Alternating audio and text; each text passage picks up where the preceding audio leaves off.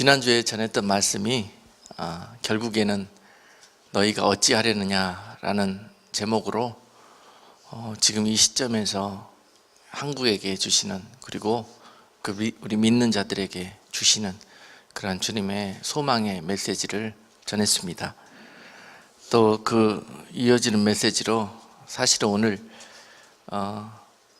천국 열쇠의 비밀이라는 제목으로 말씀을 계속 한 주일 동안 묵상했는데요, 지난주일 메시지에 이어서 다시 한번 오늘 새벽에 기도하는데 마음을 주님께서 막 이렇게 감동시켜 주시는데요, 지난주 전했던 결국에는 너희가 어찌하려느냐 하는 그런 말씀의 연장선상에서 오늘 말씀을 한 번 더 증거하도록 하겠습니다.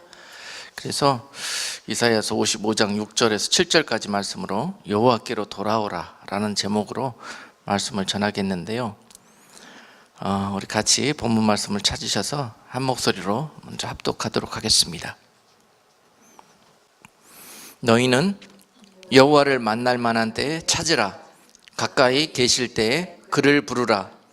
악인은 그 길을, 불의한 자는 그 생각을 버리고 여호와께로 돌아오라. 그리하면 그가 긍휼히 여기시리라. 우리 하나님께로 나아오라. 그가 널리 용서하시리라. 아멘. 네, 이것은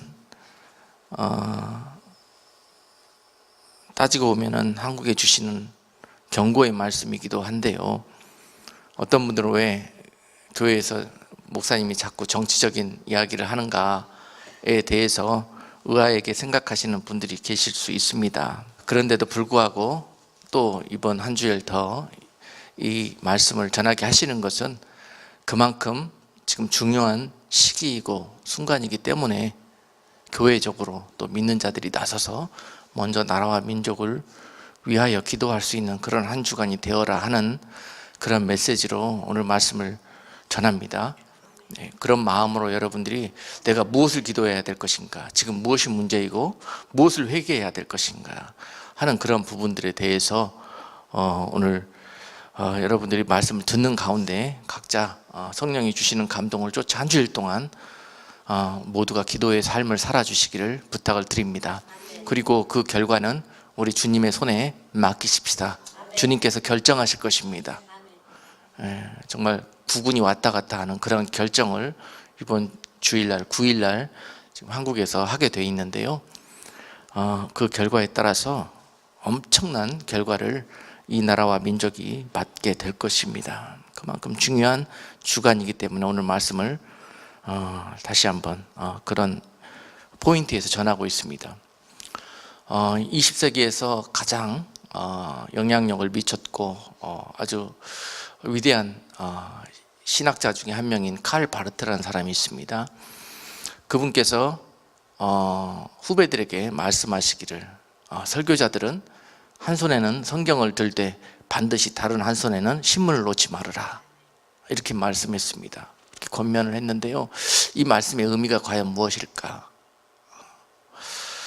우리가 성경을 앞세워서 나가다 보면은, 그리고 나서 세상을 무시하다 보면은, 잘못 자칫하면은 어떤 종교주의 속에, 우물 안 속에 갇혀서 그런 종교적 신앙생활을 하기가 쉽습니다.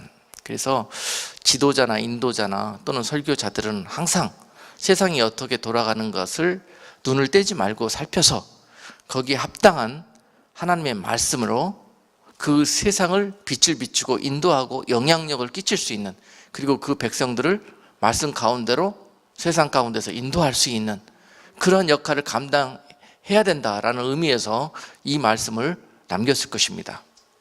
그래서 저도 항상 성경 읽으면서 한 손에는 신문을 놓지 않으려고 항상 애를 씁니다. 이 말씀은 세상을 살피려고, 그리고 세상 가운데서 파수꾼의 역할과 하나님의 백성들을 주님께로 온전히 인도하고자 하는 그런 가운데서 그 일을 게을리 하지 않고 있습니다. 그래서 요새 신문을 보자면은 참 너무 마음이 암담하고 해도 너무하다 그런 생각을 많이 합니다. 여러분도 그렇게 느끼실 겁니다. 생각이 온전히 박혀 있고 그 가치와 주관이 주 안에서 성경적인 그러한 기준에 살고 있는 분들은요, 정말 모든 것이 바뀌어도 너무 뒤바뀌어서 가고 있고 엉터리다, 정말 너무하다, 그런 생각을 하게 됩니다. 성경에서 이제 때가 마지막에 가까워질수록 선을 악하다 하고 악을 선하다 하는 시대가 올 것이라고 경고하고 있습니다. 근데 신문을 보자면 지금이 그때가 아닌가, 그때가 너무 가깝지 않았나, 그런 생각을 하게 됩니다. 많은 사람들이 악을 선하다 하고 선을 악하다고 치부하는 시대입니다. 이사야서 5장 20절 말씀에서 악을 선하다 하며 선을 악하다 하며 흑암으로 광명을 삼고 광명으로 흑암을 삼으며 쓴 것으로 단 것을 삼으며 단 것으로 쓴 것을 삼는 자들에게 화 있을진저. 그런 세대가 올 것인데 그들이 화 있게 될 것이라고 경고하고 있습니다. 그리고 또한 잠언 말씀에서 15장 3절 말씀에서 여호와의 눈은 어디서든지 악인과 선인을 감찰하느니라 라고 말씀하셔요. 어느 순간에든지 어디서든지 악인과 선인을 바라보고 있다, 감찰하고 있다는 것입니다. 그리고 무엇하기 위해서? 전도서 12장 14절 말씀은 하나님은 모든 행위와 모든 은밀한 일을 선악간에 심판하시리라. 그날에 심판하시기 위해서 우리의 작은 생각 하나까지도, 악한 생각, 선한 행위 하나까지도 주님은 일일이 살피고 계신다. 무엇하기 위해서? 그날에 상 주시고 그날에 벌하기 위해서. 이러한 행적을 지금도 감찰하시고 살피고 있다. 이것을 두려워해라. 하나님의 말씀입니다. 하나님을 두려워하지 않는 이 세대가 정말 해도 너무하다. 지금 심판이 너무 우리 코앞에 임박한 세대다. 이 나라와 이 민족이 하나님의 심판 가운데 놓여질 그 날이 너무 가깝다. 그 날이 오기 전에 우리가 먼저 제 옷을 입고 회개하며 하나님께 돌아가자. 여호와께로 돌아가자. 그것만이 살 길이고 그것만이 망하지 않을 길이고 그것만이 우리의 소망이다 라는 것입니다. 여러분, 많은 사람들이 현직 대통령에 있는 사람을 가지고도 정치적인 목적을 가지고 매도하고 중상모략하고 비방하고 또 선동하면서 대중들을 그 다수의 폭력을 이용해 가지고 합법적인 질서를 무시하고 그 권좌에서 끌어내리려고, 그리고 그 권좌를 무력으로 차지하려는 그러한 엄청난 일들이 자행되고 있는데, 백성들은 이 일을 옳다 하고 이 악을 선하다 하고 그 일에 동조하고 있는 그런 상황입니다.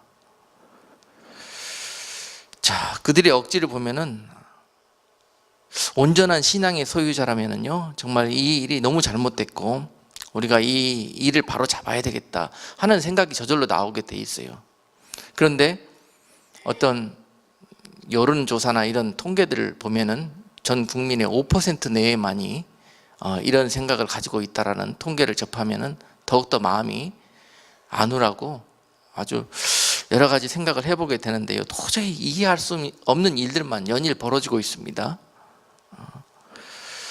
또 한 가지, 지난주에 마음속에 여러 가지 생각을 낳게 했던 일들이, 우리 잘 아는 어떤 유명한 원로 가수 한 분이 있어요. 그분이 크리스천인데 자기 페이스북에다가 지금 이 나라에서 벌어지고 있는 이 사태를 주님 막아달라고, 주님 이 공산주의자들과 빨갱이들이 이 나라를 전복시키지 못하도록 지켜달라고 하는 그런 내용으로 페이스북에다가 지인들에게 같이 기도하자는 그런 의미로 올렸는데요, 이것이 대중에게 드러나게 되었고, 결국 다수의 이런 선을 악하다는, 악을 선하다는 무리들이 결국은 어떤 방법으로 어떻게 영향력을 미쳤고 그렇게 영향력을 행사했는지, 며칠 후에 이분이 자신의 입장과 생각을 이렇게 바꿨어요. 그리고 나서 하여튼 번복하는, 자신의 소신을 접고 이상하게 말꼬리를 흐리면서 자기 그런 내용들을 번복하는 그런 모습들을 보았습니다. 결국 대중의 인기를 먹고 사는 가수가 결국은 이렇게 가다가는 이제 모든 것을 잃어버리고 끝나게 되겠다는 그런 위협도 느끼게 됐을 것이고, 또 많은 사람들이 직간접적으로 협박하고 또 압력을 가하고 영향력을 행사하고 그런 프레셔를 아마 이기지 못해서 그런 결과를 맞이하게 됐다, 그런 생각을 해보게 되는데요. 이 생각을 하면서 또한 우리들이 항상 생각하지 않습니까? 앞으로 더욱더 믿음을 지키고 예수의 이름을 지키기 힘든 시대가 오게 될 것인데, 믿는 자들에게 결국은 이런 작은 압력과 이런 현실적인 계산 속에서도 자기의 신앙과 신조를 지켜나갈 수 없다면 결국 마지막 때를 살아가는 이 세대들이 예수 믿는 것 때문에 당하게 될 여러 가지 영육 간의 어려움들, 이것들을 어떻게 극복하고 그 프레셔를 견딜 수 있을까? 끝까지 믿음과 신앙을 지켜갈 수 있을까? 라는 그런 생각을 해보게 되면서 더욱더 말씀과 진리와 어떤 것들과도 타협하면 안 되겠다. 성도들과 교회들을 거기까지 정말 예수밖에 없고 예수만 사랑하는 그런 성도들로 양육해내지 못하면 결국은 모든 성도들이 다 세상과 짝하여 마지막 이 위협과 협박 앞에서, 이 유혹 앞에서 다 타협하겠구나 라는 생각을 해보게 됩니다. 그래서 정말 진리와 믿음 가운데 서 계시고자 하시는 분들은 이러한 모든 시련들이, 이러한 모든 환경들이 우리를 그런 영그러지는 신앙인으로 인도하시기 위한 하나님의 섭리라는 것을 발견하시고, 이 가운데서 끝까지 좁은 길을 걸으면서 믿음을 지켜갈 수 있는 저와 여러분 될 수 있기를 주님의 이름으로 축복합니다. 그리고 지난주에 차기 대권자 중에서 유력한 그 야당의 어떤 후보자가 어떤 방송인과 나눈 그 현 시국에 대해서 나눈 어떤 시국적인 그런 인터뷰하는 전화 내용을 듣게 되었습니다. 이분이 많은 사람들이 문제가 많다고 하는 사람입니다. 그런데 하는 말 들어보니까 정말 문제가 많은 것을 느끼게 됐어요. 그래도 그 정도 되면, 그 정도 위치가 되고 그 정도 따르는 무리들이 많은 것을 보면은 어느 정도 그가 지식과 식견과 어떤 나라를 사랑하고 어떤 정치적인 소신을 가지고 있는 인물이라고 생각했는데, 그 한 5, 6분 남짓한 그 대화를 듣고 참 너무나 많은 실망을 안겨주더라고요. 결국은 그분이 하는 말이나 또 갖고 있는 지식, 추구하는 이념, 그 목표를 이루려는 방법들, 이런 것들을 종합해 볼 때 아주 자질이 너무 한 나라를 이끄는 지도자로는 부족하다라는 생각을 해봤습니다. 그 나눴던 대화 중에서 예를 들어서 그분은 무조건 즉각적으로 조건 없이 대통령은 자리에서 내려와야 된다라는 것만 일방적으로 주장합니다. 이유와 논리 이런 것 없습니다. 이유가 뭡니까? 아직 검찰에서 여러 가지 대통령이 하야하고 또는 탄핵을 받아야 되는 그러한 내용들에서 조사가 마쳐지지 않는 상태에서 무조건 내려온다면 그 공백을 어떻게 메꿔야 됩니까? 그런 것에 대한 대안은 가지고 계십니까? 라고 질문을 했는데요. 이분이 그 대안은 국민이 대안이라고 합니다. 국민이 원하기 때문에 그 자리에서 내려와야 되고 국민이 방향을 제시하는 대로 가면 된다고 생각합니다. 라고 대답을 하는 거예요. 언뜻 보면 맞는 말 같지만 언뜻 보면 정말 어처구니가 없는 대답입니다. 아무 생각 없는 문외의 사람이에요. 국민이 원하는 게 답이 아닙니다. 분명히 어떻게 하자고 합의한, 국민이 합의한, 그리고 나라에서 결정한 법이 있습니다. 헌법인데요. 대통령이 그 자리에서 내려오는 것도 헌법에 합당한 방법으로 내려와야 되고, 그 다음에 그 공백을 메우는 것도 헌법이 제시한 방법대로 가야 되는 것이 질서요 법입니다. 근데 이거 다 무시하고 국민의 뜻이 답이라는 거예요. 국민의 뜻. 이것을 북한 공산당이 하는 그런 용어로 바꿔보면은 민중의 뜻이로 이걸 설명해 볼 수가 있어요. 민중의 뜻.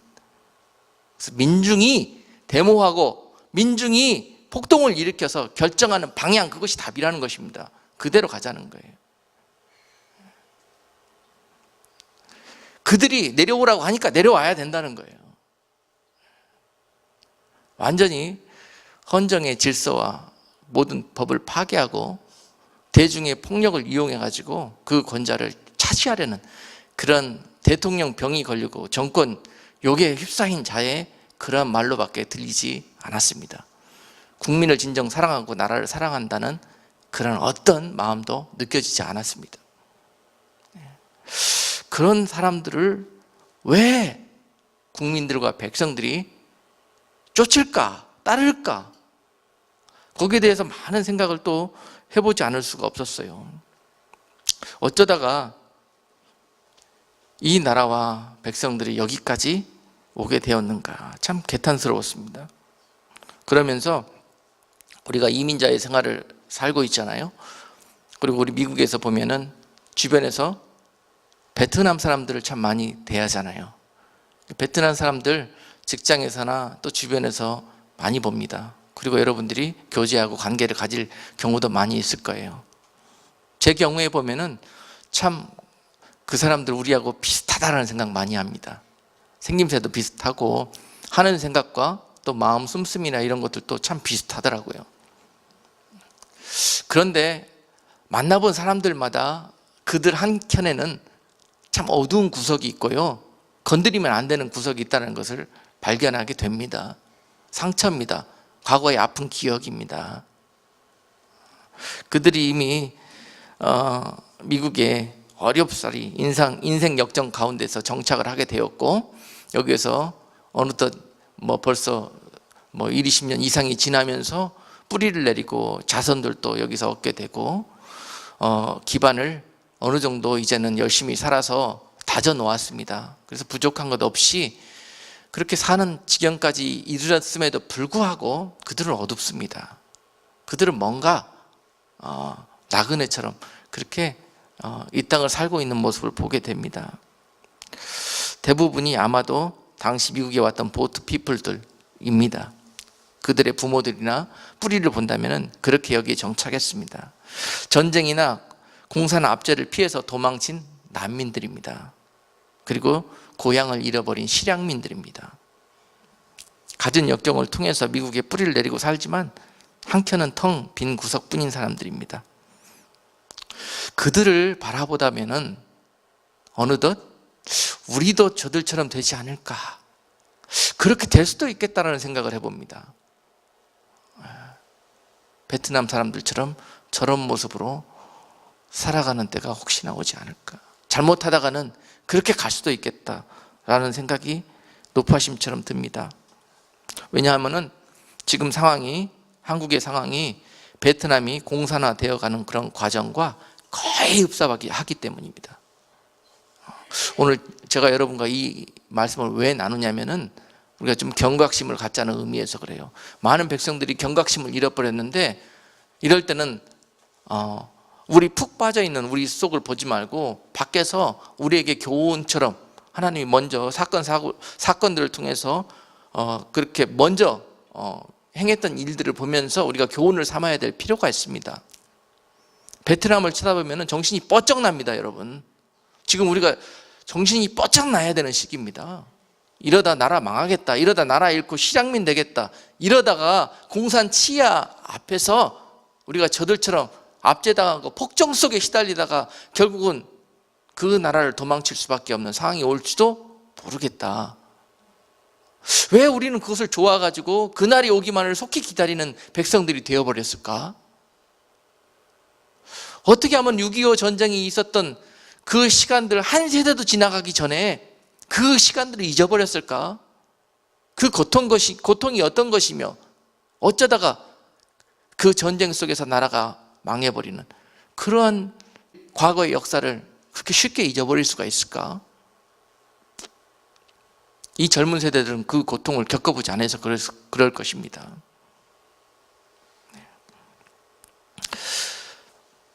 당시 월남이 공산화되던 상황을 살펴보면요, 당시 월남은 그 월맹에 비해 가지고 경제력이나 군사력이 월등했습니다. 세계적인 수준이었어요. 손꼽히는 나라였습니다. 그 정도로 축복을 받고 발전을 하는 나라였는데 왜 그 나라가 중간에 거꾸러지고 망하게 됐는가? 베트남 이외에 많은 남미 국가들에서도 우리가 그 교훈을 찾을 수가 있습니다. 지금 한국이 그 문턱에서 거꾸러지느냐 아니면 다시 거듭나서 도약하고 일어서느냐, 이 기로에 서 있습니다. 너무 중요한 순간이고 이제 우리가 하나님의 은혜와 도우심이 절실하게 필요한 시기인데 하나님을 버리고 이 나라가 하나님을 떠나려 하고 있습니다. 당시 베트남 빈부의 격차로 인해 가지고요, 급성장하는 과정 속에서 빈부의 격차, 그것 때문에 국민들이 정말 그 위화감이 서로 계층 간에 아주 팽배하게 그렇게 자리하고 있었고, 지도급 인사나 또 부유층들, 이 부류들이 부정부패가 만연하여서 당시 대통령은 패망하는 직전에도 자기 혼자 몸을 추스려서 도망을 가는데요, 그 도망하는 보침 속에 금괴 짤랑거리는 소리가 그렇게 났다고 그래요. 그리고 외국에 이미 자신의 재산을 다 도피시켜 놔가지고 그런 상황이었다고 합니다. 대통령부터 시작해갖고 지도자들이나 또는 있는 자들이 그와 같은 모습으로 하고 있었다. 이런 모든 상황들이 바로 그런 것들 때문에 국민들이 그 위화감이나 이런 사회적 절망감이 팽배해 있었다. 이런 상황이 대한민국과 비슷하다. 그리고 그 공산주의자 월북, 북베트남 그 월맹이 이 틈을 노린 거예요. 지난주일 말씀에도 그랬죠. 그 틈을 마귀가 노린다고. 그래가지고 그 틈으로 마귀의 군대들을 보냅니다. 간첩들을 보냈어요. 그 틈으로. 월남에 수많은 간첩들을 은밀하게 내려보내가지고 각계각층에 포진시킵니다. 그리고 그들이 힘을 키우고 세력을 확장해서 결국 그들이 사회 모든 각 기관과 심지어 정부 고위 간직, 또 뭐 도지사, 또 국회의원, 뭐 사회에 무슨 뭐 의로운 일을 한다는 각종 사회 단체들, 그런 곳에까지 그냥 쫙 깔렸습니다. 만연되어졌어요. 그리고 그들이 이제 사회에서 입김을 내고 영향력을 생성하고 사회를 인도하는 그런 지경에까지 이르렀습니다. 베트남이 그렇게 갔어요. 지금 한국이 그렇게 가잖아요.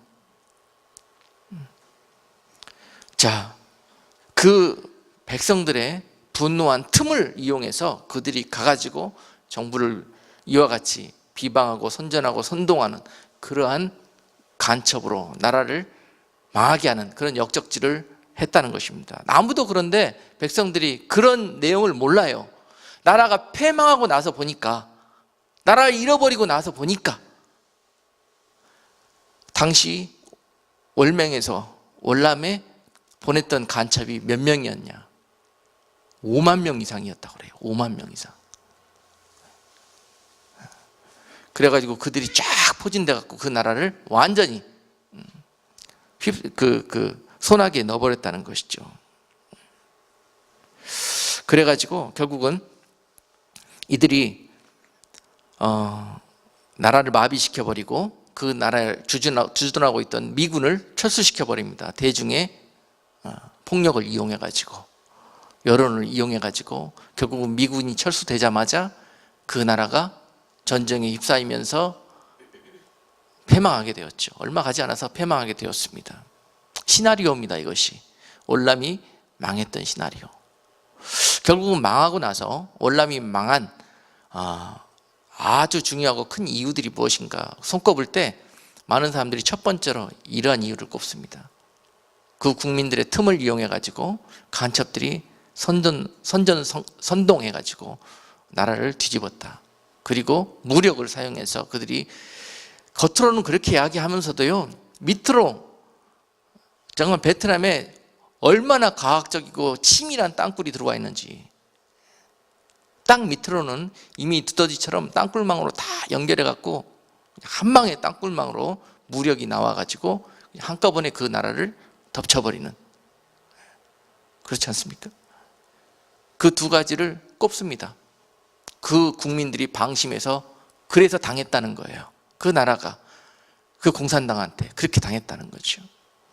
지금 한국이 이와 같은 모습으로 베트남처럼 당할 가능성이 너무 많다.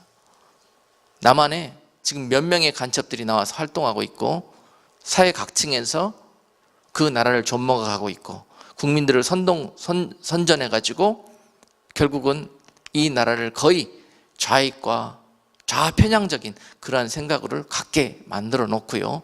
또한 많은 지금 민간의 그 땅굴 탐사하는 그런 기관들에서 하는 말씀이, 이미 대한민국 모든 이 지하망에는 땅굴이 들어와 있다고 그렇게 보도하고 있습니다. 그러나 결국은 국가적으로 이것을 조사하지 못하게 만들고 여러 가지로 그들이 하고 있는 일들을 덮고 도와주는 그러한 세력들이 남한에 팽배하다. 이것이 바로 간첩들의 영향을 받은 나라가 좌익화된 모습이다. 베트남과 거의 지금 동일한 현상들이 한국에서 벌어지고 있다. 망하기 일보 직전이다. 베트남처럼 뒤집히기 일보 직전이다. 이런 상황이라는 것입니다.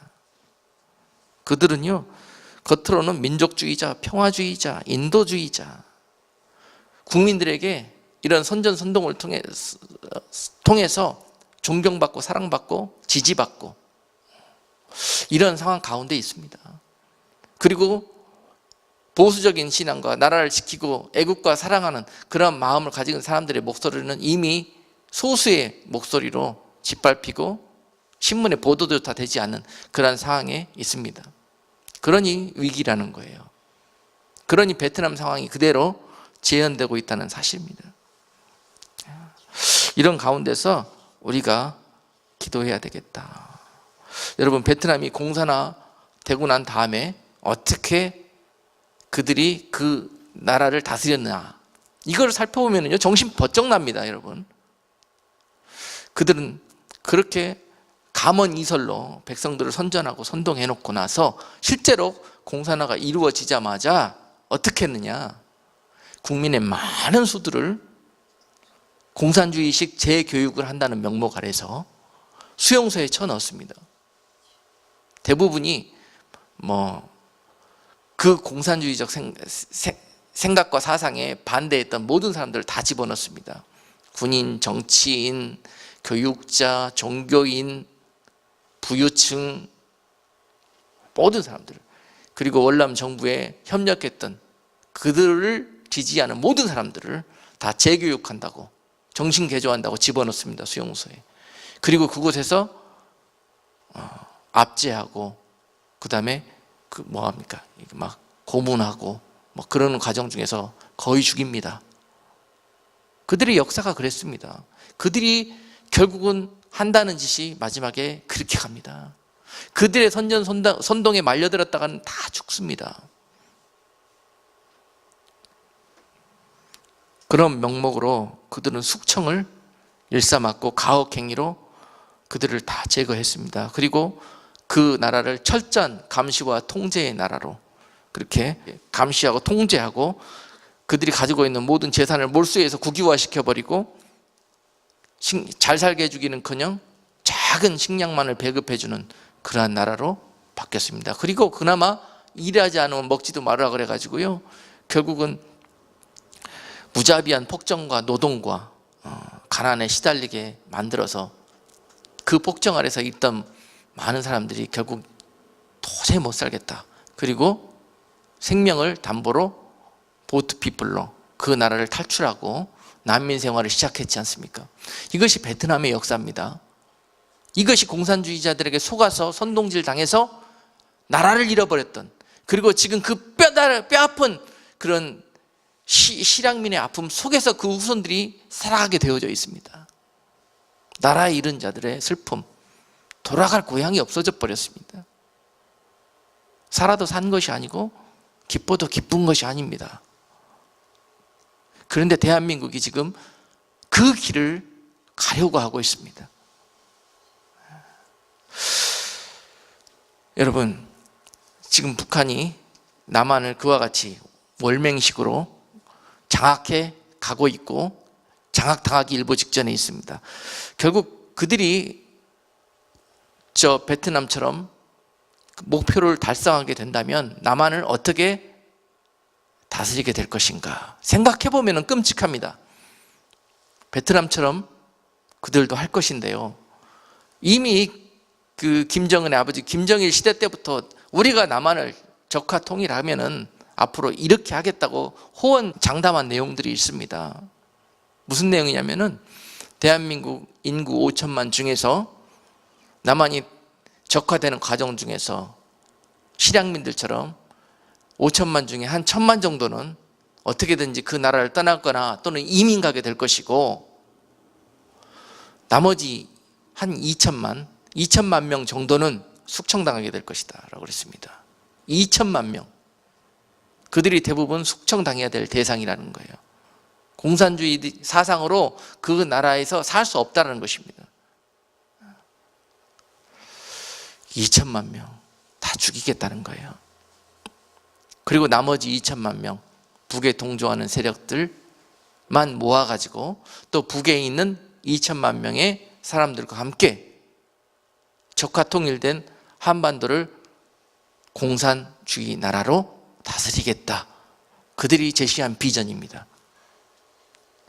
그런데 이 나라가 이것을 알고 좋아하는지 또는 그냥 대중적인 심리로 선동당해 가지고 아무 생각 없이 저 월남 사람들처럼 그렇게 충동질 되어져서 이 폭력에 대중 폭력에 참여하고 있는지 우리가 지금은 깨어나야 될 때다. 지금은 돌아와야 될 때다. 지금은 정신 차려야 될 때다. 죽는 한이 있어도 바른 소리를 내는 자들이 있어야 할 것이고요. 특별히 이러한 역할들을 교회가 담당해야 된다. 세상을 바라보고 하나님의 말씀 가운데 소망을 제시하면서 바른 길과 선한 길과 하나님이 원하시는 길을 제시할 수 있는 그런 등불이 되어져야 되겠다. 아마도 그 가수가 그 말을 바꿔버린 것처럼요. 지금 이 시대에도 대형 교회들이 정말 국민적인 영향력을 끼쳐야 되는 그런 시기인데도 불구하고 입을 열지 못하는 이유가 이런 이유 아닐까요? 저와 같이 입을 열다가는 당장 어떻게 된다? 교회가 뒤집혀버린다. 교인들의 대다수가 그런 생각을 갖고 있는데요.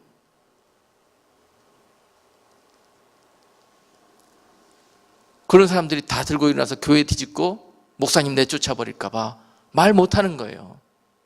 뭐가 진리인 줄 알면서도 뭐가 선인 줄 알면서도 뭐가 바른 길인 줄 알면서도 그 길을 제시 못하는 거예요. 이래서 나라가 죽고 나라가 망하고 공산화됩니다. 공산화된 교회 여러분 존재의 의미가 여러분 지금과 우리 현실에 너무너무 엄청난 차이가 생기게 될 것이에요.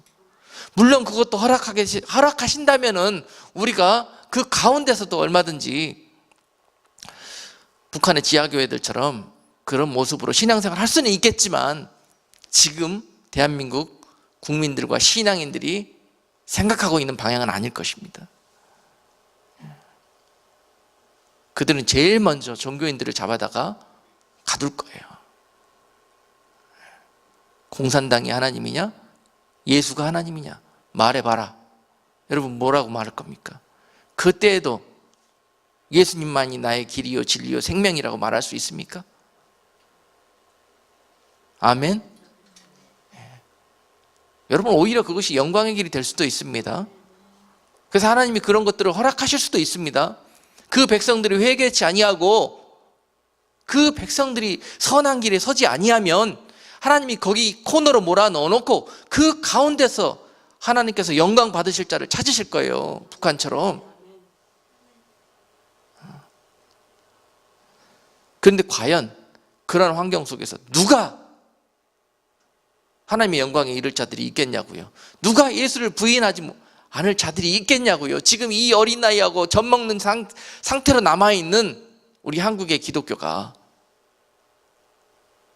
장성한 자로 이미 나이를 먹었어도 한참 더 영그러져 가고 한참 자라났어야 되는데 아직까지 선한 쪽에 서서 옳은 말 한마디 못하는 그러한 단계로 남아있는 우리 기독교, 그 압제와 폭정 속에서 과연 예수님을 부인하지 않을 수 있는 그런 자신이 있는가?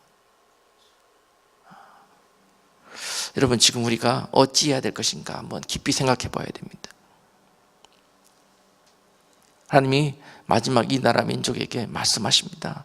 너희는 여호와를 만날 만한 때에 찾으라. 가까이 계실 때에 그를 부르라. 악인은 그 길을, 불의한 자는 그 생각을 버리고 여호와께로 돌아오라.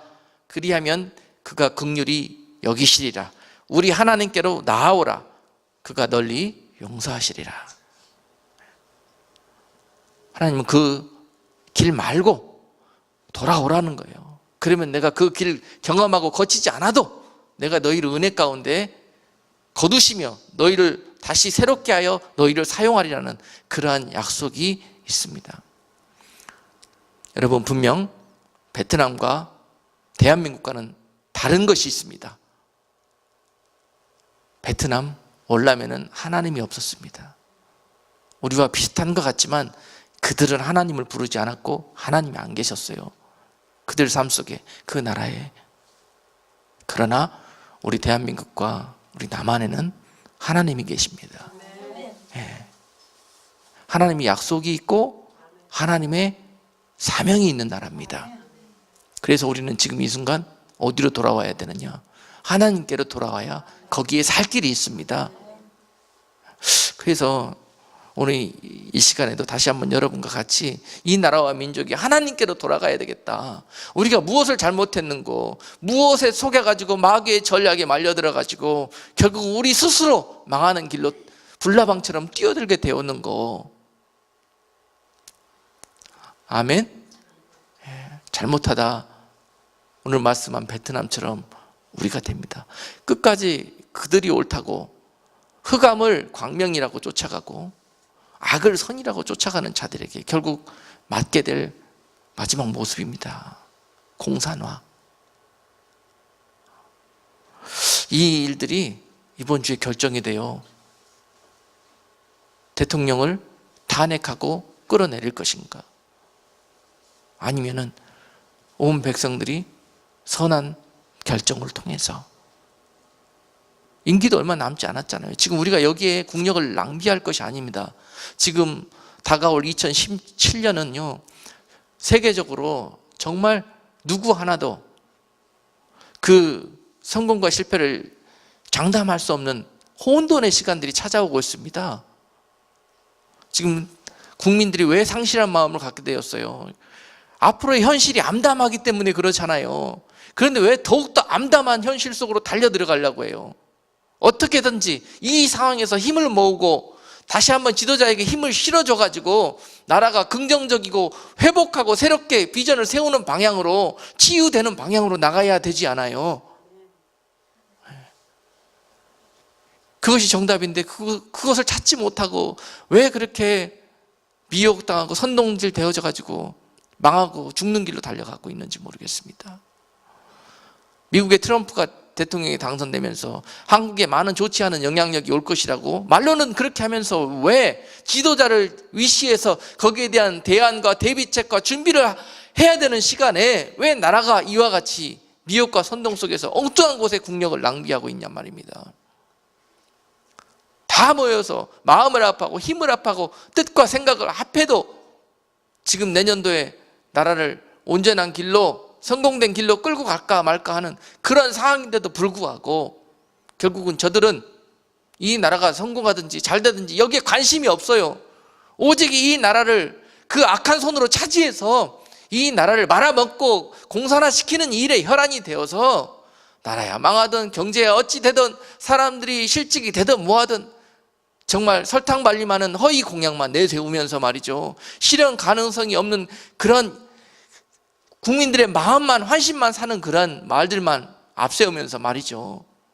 실제적으로 무엇이 국가적인 이익이고 무엇이 우리들에게 정말 살이 되고 영향이 되는 것인지에는 관심이 없어요. 유럽이 그러다 망했고요. 지금 그리스가 그러다 망했어요. 국민들에게 헛된 복지 정책만 그냥 선거 공약으로 남발하다가 그거 추진하다가 그대로 해주다가 나라가 거덜나 버린 겁니다.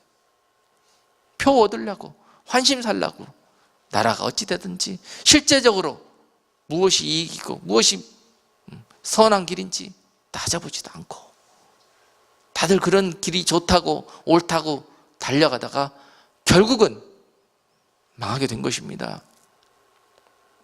지금 대한민국이 그 길로 가자고 그래요. 여러분, 여기서 우리가 무엇이 선이고 무엇이 하나님이 원하시는 길인가? 다시 한번 정말 하나님의 나라일지언정 여러분, 하나님의 뜻까지 끝까지 돌아오지 않고 거역하면 망합니다. 망합니다. 하나님이 그래도 지켜주시고 그래도 아닙니다. 망하고 포로가게 만들고 식민지 통치 받게 만들면서 그렇게 회개시키는 거예요. 그것이 하나님의 방법인 거예요. 지금 회개하지 못하면은 공산 치하에서 회개하게 만드시고 식민지 생활 통해서 회개하게 만드시는 거예요. 하나님의 나라의 길이 역사적으로 봐서도 그랬습니다. 북이스라엘이 망했을 당시 호세아 선지자를 통해서 북이스라엘에게 그렇게 강조하면서 말씀하셨어요. 호세아에서 4장 6절 말씀 보니까는 내 백성이 지식이 없으므로 망하는도다. 내 백성이 지식이 없어서 망하는도다. 왜 지식이 없어졌느냐? 내가 지식을 버렸으니 나도 너를 버려 내 제사장이 되지 못하게 할 것이요, 네가 내 하나님의 율법을 잊었으니 나도 네 자녀들을 잊어버리리라. 하나님의 약속이 언제까지 영원토록 유효할 줄 아십니까? 우리가 하나님을 잊어버리고 떠나버리고 버려버리면 하나님도 우리를 버리실 것이고 이 나라를 버리실 것이고 이 자녀를 잊으실 것입니다. 그 가운데 하나님을 다시 찾을 때에 물론 돌이켜 세워주실 것을 믿지만은요, 하나님이 한편으로 그렇게 경고하고 그 민족에게 겁주고 하면서 돌아오라고 말씀하시기도 하시지만은 바로 호세아서 6장 1절 2절에서는 어떻게 말씀하셨냐면요, 오라 우리가 여호와께로 돌아가자. 여호와께서 우리를 찢으셨으나 도로 낫게 하실 것이요 우리를 치셨으나 싸매어 주실 것임이니라. 여호와께서 이틀 후에 우리를 살리시며 3일 후에 우리를 일으키시리니 우리가 그 앞에서 살리라. 아멘. 여호와의 관심은, 하나님의 관심은 돌아오는 것입니다. 식민지 생활을 하던 포로가 공산당의 치하를 받던 그것은 우리가 선택하는 것이에요. 그 가운데서 하나님은 언제 너희가 돌아올 것인가, 거기에만 기대하고 관심을 가지십니다. 우리가 포로 가지 않고 망하지 않고 은혜 받을 만한 때에 돌아설 수 있는 지혜가 있기를 주님의 이름으로 축복합니다. 이 나라 민족이 그렇게 되기 위해서 우리 기도하십시다. 왜 이렇게 하나님이 다 샘플들을 보여주시면서 우리에게 말씀을 하시는데 우리가 고집부리고 교만케 되어져서 지식이 없어짐으로 말미암아 그 길을 가려고 하느냐? 우리는 돌아서자. 북쪽 이스라엘이 왜 망했냐? 하나님의 나라이면서 하나님의 약속의 백성인데도 왜 망했냐? 호세아서 7장에서 세 가지로 설명해 주시는데요, 첫 번째는 7장 8절로 10절 말씀 보니까 에브라임은 바로 북이스라엘을 말씀합니다. 에브라임이 열방에 혼잡되니 너는 곧 뒤집지 않은 전병이로다. 저는 이방인에게 큰 힘이 삼키었으나 알지 못하고 백발이 얼룩얼룩 할지라도 깨닫지 못하는도다. 이스라엘의 교만은 그 얼굴에 증거가 되나니 저희가 이 모든 일을 당하여도 그 하나님 여호와께로 돌아오지 아니하며 구하지 아니하도다. 그래서 망하게 됐다는 거예요. 이 모든 일을 당하게 되었는데도 불구하고 깨닫지도 못하고 돌아올 생각도 못한다는 것입니다. 이유가 뭐냐? 너희가 뒤집지 않은 전병처럼 네 고정된 생각과 네 고집과 세상적인 그런 모든 것들로 충만케 되어져 가지고 높아져 가지고 이스라엘의 교만은 그 얼굴의 증거가 되고 있다고 그랬습니다. 저가 이방인에게 그 힘이 삼키웠으나 알지 못하게 우준케 되어진 백성들 모습. 지금 바로 죽음이 코앞에 다가고 절망과 그 패망이 눈앞에 가까운데도 깨닫지 못하게 되었다는 거예요. 그래서 망했다는 거예요. 마치 뒤집지 않은 전병처럼 뒤집을 때가 됐는데도, 돌아올 때가 됐는데도 계속 그 길을 고집하면서 이미 한쪽 빵이 다 타고 있는데도 불구하고 돌아와야 되는데, 망하게 되는데도 뒤집지 않아요. 돌아오지 않아요. 그러다 망했다는 것입니다. 또 그 나라가 어떻게 망했냐? 호세아서 7장 11절로 14절 말씀은, 에브라임은 어리석은 비둘기같이 지혜가 없어서 애굽을 향하여 부르짖으며 아수르로 가는도다. 그러다 망했다는 것입니다. 저희가 갈 때에 내가 나의 그물을 그 위에 쳐서 공중의 새처럼 떨어뜨리고 전에 그 공회에 들려준 대로 저희를 징계하리라. 화 있을진저 저희가 나를 떠나 그릇 같음이니라. 패망할진저 저희가 내게 범죄하였음이니라. 내가 저희를 구속하려 하나 저희가 나를 거스려 거짓을 말하고 성심으로 나를 부르지 아니하였으며 오직 침상에서 슬피 부르짖으며 곡식과 새 포도주를 인하여 모이며 나를 거역하는도다. 이러다 망했다는 거예요. 어리석은 비둘기처럼 하나님의 백성들이 하나님께로 때가 되면 돌아와야 되는데요, 비둘기는 갔으면 반드시 집으로 돌아옵니다. 그런데 그 비둘기가 방향성을 잃어버리고 어리석게 되어져 가지고 어리석은 비둘기가 되어갖고 돌아올 때가 됐는데도 안 돌아와요. 몇 번 경고하고 돌아오라고 말해도 안 돌아와요. 오히려 어떻게 했다? 애굽을 향해서 부르짖고 가기는 아수르로 간다. 애굽과 아수르는 정반대 방향을 이야기합니다. 말로는 하나님 부르짖고 자꾸 기도하면서도 그들의 삶은 세상을 향해서만 나가고 있는 거예요. 사랑과 방법과 욕심과 정욕을 향해서, 죄를 향해서만 달려가는 거예요. 한쪽으로는 하나님을 찾고 한쪽으로는 그와 같은 모습으로 살아가고, 어리석은 비둘기처럼 사는 이스라엘 백성들, 너희의 그 모습 때문에 망하게 됐다는 거예요. 내가 몇 번 너희에게 경고하고 돌아오라고 말했는데도 불구하고 어리석은 새처럼 비둘기처럼 애굽을 향하여 부르짖으며 아수르로 가는 너희들의 모습, 내가 어떻게 하겠다? 징계하겠다는 것입니다. 그래, 아수르를 한번 가봐라. 얼마나 매운지, 얼마나 아픈지, 얼마나 처참한지 한번 가봐라. 내가 그렇게 두게 징계하겠다는 거예요. 공산주의가 그렇게 좋냐? 그러면 그렇게 한번 살아봐라. 그들과 함께 살고 그들 밑에서 한번 살아봐라. 하나님 밑에서 살았던 것이 얼마나 좋았던 것인지 그때 너희 깨닫게 될 것이다. 자유민주주의 안에서 행복하게 살았던 그때가 얼마나 행복했던 것인지 그때서야 깨닫게 될 것이다. 땅을 치고 후회한들 자손 마음대로 이 나라의 수치가 될 것이다. 그 시간들이. 화했을진저 잘못 그릇 가는 너희들이 결국은 패망할진저 패망케 될 거라는 거예요. 그렇게 가다가는. 그렇게 가는데도 하나님이 끝까지 지켜주시느냐? 그렇지 않습니다. 패망하게 만드셔가지고 회개시키시는 하나님, 우리가 그 하나님을 몰라요. 지식이 그렇게 없어요. 하나님을 아는 지식이. 그래서 망하게 되는 거예요. 마지막으로 그 백성들이 왜 망했냐? 호세아서 7장 15절로 16절 말씀 보니까요, 속이는 활과 같았다고 그래요. 내가 저희 팔을 연습시켜 강건케 하였으나 저희는 내게 대하여 악을 꾀하는도다.